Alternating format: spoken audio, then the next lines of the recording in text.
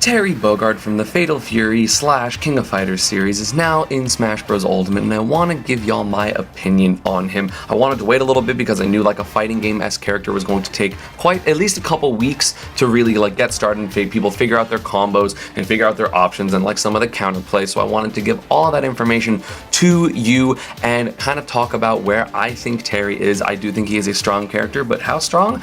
I'll talk about that later. But before I get into that, I do want to mention the sponsor of today's video.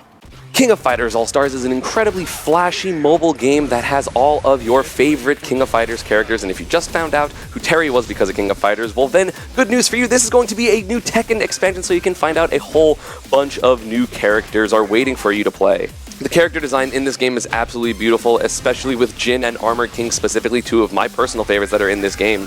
I'm actually super surprised that a game this beautiful is on mobile, which is absolutely crazy. If you download it in the link below in the description, you can log in and receive a free 5-star Jin Kazama for doing absolutely nothing to start the game off right. It's beautiful game, please everyone go check it out, I would greatly appreciate it. But anyway, let's get back to the video. Terry obviously has a polarizing mechanic in terms of his go. I don't really want to call it meter because it just appears at 100%, where he gets access to two of the strongest moves in the game in Buster Wolf and Power Geyser. They are actually ridiculous. They both kill so early. I think Power Geyser has armor. It has a really good hitbox. It doesn't linger for too long and it is parryable, but it does a ton of shield damage. There is a lot of stuff to keep track of when you play this character, between all the special cancels, between just the normal combos, between the kill potential this character has with jab jab power dunk and jab jab up B, depending on which way you're SDIing, because they actually cover each other's SDI, which is kind of interesting. This character has a lot of stuff. And even though it seems like he would have a pretty easy to like hit recovery, he has a lot of options between power dunk, his forward B, and his back B. I don't really know I forget what the names are called because I don't really remember them yet. I think it's like power dunk and crack shoot.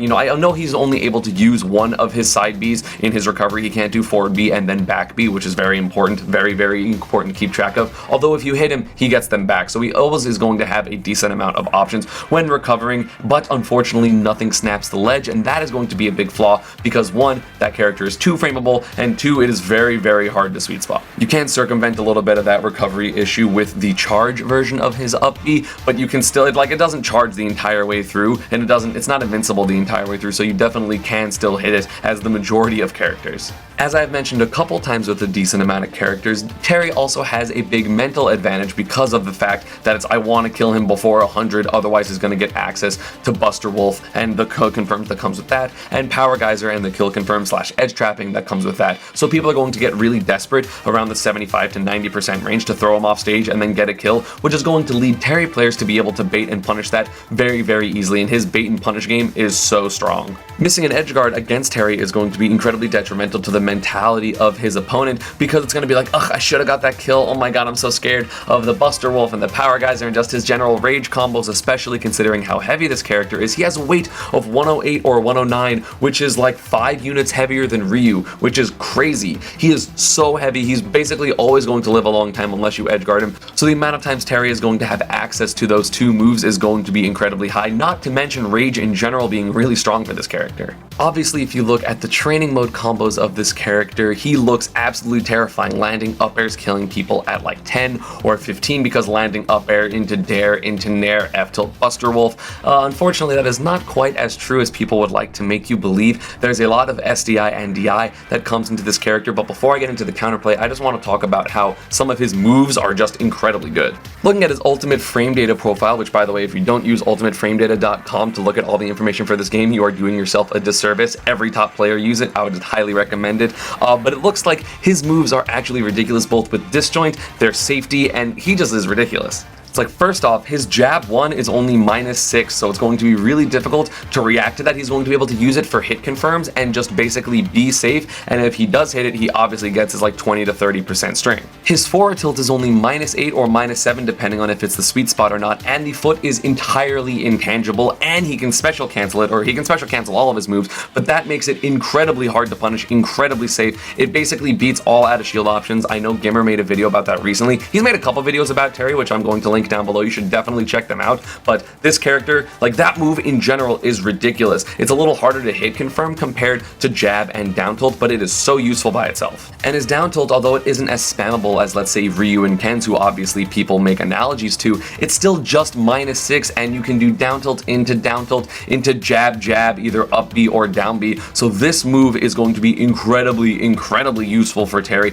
and it's really hard to punish, especially if they just YOLO special cancel into like a charged up B. Like that's gonna hit everything because it's invincible. So a lot of the Terry counterplay, in terms of just the normal stuff before you get into DI, is just going to be reading whether or not they're going to be offensive or defensive out of these cancels. If they're going to go down B into, oh god, I'm scared, let me do my special, or if they're going to try to pressure you a little bit more, get some special cancels, get some shield pressure, and you're really going to have to make that choice. And if you're wrong, you're going to take a lot of damage and get put into a really bad position against this character. As the last generic thing before we get into counterplay, I do actually think when I play Terry, it is slightly difficult to kill if you are playing people with good counterplay, because a lot of the times jab jab down B doesn't work, and that's going to be your main thing. And until everyone gets good at jab jab charge up B, it's going to be pretty difficult to just kind of react and get those kills, which, I mean, again, it will be possible and it will be better later, and so I'm going to consider his tier placement already knowing how to do that. But right now it seems very difficult. A lot of people are not going to be able to do that except for the very best Terrys. So a lot of the times I end up just relying on like dash attack to kill, which, you know, shoutouts to Pikachu for just having me in that mindset, because otherwise it does seem like this character struggles to kill just a little bit, because there are very few combos into his forward B. His back B doesn't really kill, and I feel like none of his normals really kill, and it's hard to hit something like his backer because it's pretty slow, and his downer because it's also pretty slow. So you're really going to have to get kills with your specials, and that's about it. However, once people get good, it will not exactly be a problem. So a big mix-up that Terry is going to have, and it's basically going to be the crux of his gameplay, is if he's going to go into jab jab power dunk, which is his down B, or his DP motion, or jab jab into his charged up B. And that is going to be the main difference, because the SDI of these moves is different. Like, if you want to avoid one, you have to SDI into a way that gets you hit by the other one. For jab jab power dunk, you are going to want to SDI in or up and in, depending on your character, and you just fall out of the move. The last hit will not connect, and you are saved from both a lot of damage and a lot of early kills. However, if you are SDIing in to Terry, you will get hit by jab jab up B significantly easier, and that honestly at higher percents is going to be the more consistent and more threatening kill potential move, especially with rage. But if you want to avoid that move, you have to SDI out or down and out, and that is of course the situation which puts you into a perfect spot for jab jab power dunk. So Terry players, you have to be very aware and very cognizant of which way your opponent is SDIing to get your follow-ups, and that is going to be a huge part of your gameplay, because if you miss those kills, that is going to be crazy. And obviously when I'm talking about struggling to kill, I am talking about when you don't have go, because otherwise you just do down tilt jab jab Buster Wolf, and that's going to confirm and kill between 40 if you're at the ledge, or like 80 or 90 if you're pretty far. And also you have up tilt power geyser, but before you get your go moves, it is kind of a struggle to kill Terry, which means that people are going to have to do a decent amount of damage to you for it to become relatively even.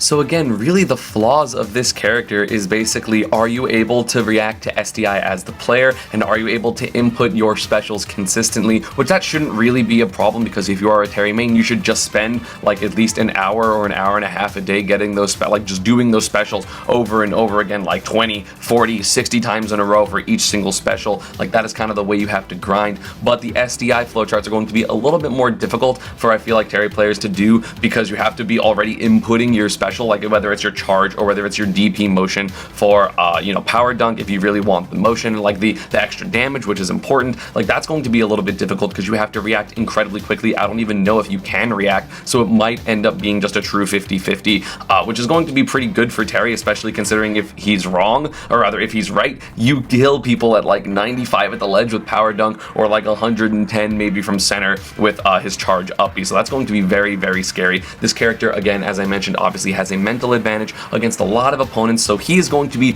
quite the scare. You know, a lot of people are comparing him to the Shotos, being Ryu and Ken, but I really don't want to do that. They're entirely different characters. They function entirely different. But in terms of the tier list, right now I do think they are about comparable. Terry, his confirms aren't quite as scary. I mean, he does like a decent amount of percent, but it's nothing crazy compared to like what the top tiers do, like let's say Pika or Joker or Palu or even Snake or like the Swordies. Like it's pretty difficult to play Terry as well, you know, just constantly reading those SDIs again if it's even possible.